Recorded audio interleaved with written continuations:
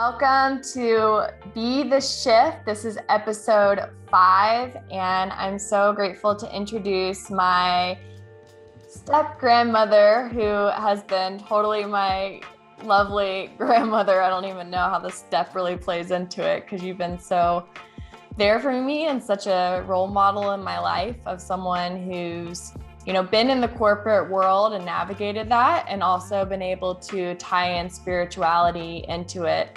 I can see this in your background. So Geri Amori brings more than 30 years experience in healthcare risk management, 9 years in mental health care delivery, and more than 40 years as an educator. In both roles, she led and delivered meaningful education on risk management and patient safety issues. She's known for her work with the American Society of Healthcare Risk Management, receiving both the Distinguished Service Award and the Presidential Citation for her lifetime contributions. She also was awarded the Journal Author Excellence Award, the designation of Distinguished Fellow, and Emeritus, I don't know if I said that one right, faculty status. Geri served as president of the society.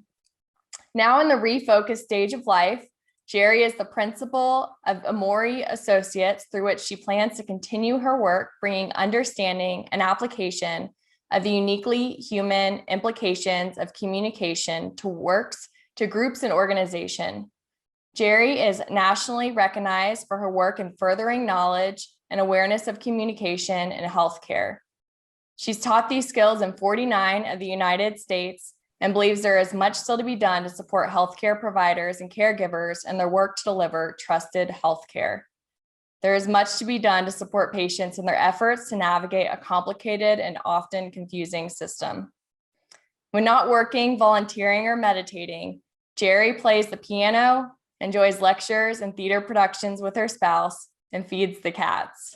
And yeah, so, this is a shortened version. I know you have a lot of life experience. And, one of the reasons I wanted to interview you on Be the Shift is because you have been able to integrate spirituality in your life. You have navigated confusing and complicated systems that can really tear a person down, and you do it with authenticity and care and compassion. And I think, it's not just entrepreneurship means starting your own business. I feel like entrepreneurship is finding creative ways to bring life to your business that might be different than the status quo. And that's really what I'm interested in welcoming on this platform. So without further ado, what else would you like to expand on, and what does Be the Shift mean to you? Well, thank you, Chelsea. When you first asked me to do this, well, first, I'm honored to be supporting your work. But also my first reaction was, well, I'm not an entrepreneur, but I'm an intrapreneur. And I think what Be the Shift means for me is being willing to take a stand, being willing to march a little off step with what everyone else is doing, being willing to stand up for your values, being willing to live your values in an environment that doesn't support it. And I will start by saying it hasn't been easy. It's been hard being seen as being different. And some people may think I'd sold out by working for corporate America. I was on my own for a little while. I wasn't really good at it. What I wasn't good at was marketing myself or charging enough. That wasn't the part that was good. I love doing service. And I realized I was a service giver. I was a supporter. That it wasn't in me to really focus on the financial aspects as much. So for me, when someone said the magic words 401k, it absolutely made sense to go back to working in corporate America. And then I had to figure out, how do I live in this environment that is in many ways antithetical to how I live my life, right? And being in healthcare, you'd think, well, it should be, very spiritual and kind and loving. Well, it's still business. So it wasn't always kind and loving. And I think I wasn't sure I was actually doing it. I wasn't sure I was always being true to my values. Although I tried, I always asked myself, what is important to me here? And I would always speak my truth. I think the signs that I was doing it were sporadic pieces of feedback I would get. So for example, the time that someone called me, a leader called me to ask my opinion about something and what I thought about it and felt about it. And I was flattered. It was very kind, but I still couldn't put the numbers together. Like, why are you calling me about this? And she said, you really don't know. And I said, no, I really don't know. And she said, because your reputation throughout this company of over 500 people is that you always speak the truth no matter what.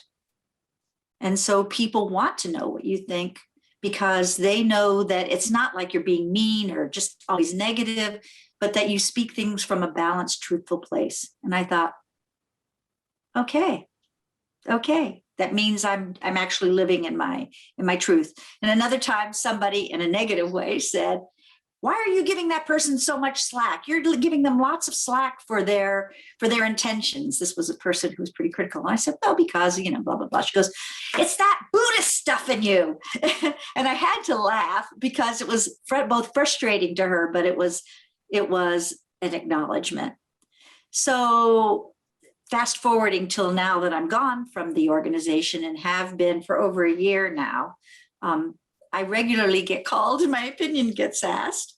I get asked to participate in projects where they aren't sure about their perspective. And last winter, I actually was asked to do a series of 4 meditation classes for the people who worked there. So for me, being the shift means being willing to stand in your truth and live in integrity and let the chips fall where they may. I remember one of my first memories of you was you were in your job, and me learning anything about your role was when you were on a stage and you were dressed up as the tooth fairy, I believe it was, and you had your wand. And yeah, and it's like, how do you present this information, being the Spitfire that you are, standing in your values, making it fun, and also, living your truth and being willing to break the mold of what this role is. So it really lands with people. And it seems like you've made a massive impact to the point where even after your retirement, you're still being asked to be very involved in even more of your gifts. So it's really beautiful. So just one more thing about that. I didn't want to retire. I was concerned about it because